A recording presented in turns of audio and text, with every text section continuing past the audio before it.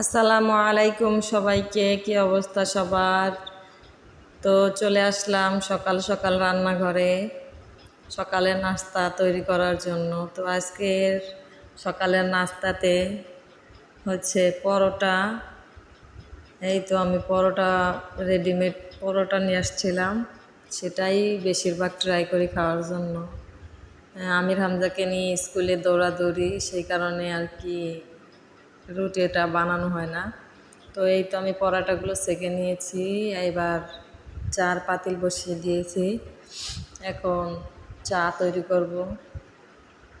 এই তো দুধ দিয়ে দিলাম, চা পাতি দিয়ে দিলাম।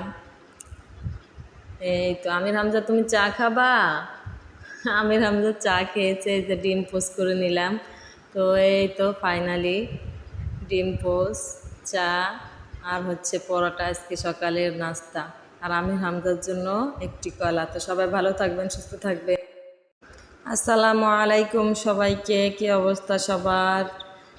তো চলে আসলাম সকাল সকাল রান্নাঘরে সকালের নাস্তা তৈরি করার জন্য। তো আজকের সকালের নাস্তাতে হচ্ছে পরোটা।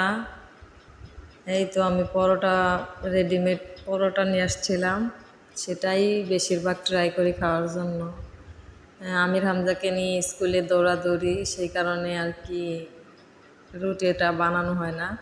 তো এই তো আমি পরোটাগুলো সেঁকে নিয়েছি, এবার চার পাতিল বসিয়ে দিয়েছি। এখন চা তৈরি করব। এই তো দুধ দিয়ে দিলাম, চা পাতি দিয়ে দিলাম। এই তো আমির হামজা, তুমি চা খাবা? আমির হামজা চা খেয়েছে, এই যে ডিম পোস্ট করে নিলাম। তো এই তো ফাইনালি ডিম পোস্ট, চা আর হচ্ছে পরোটা আজকে সকালের নাস্তা।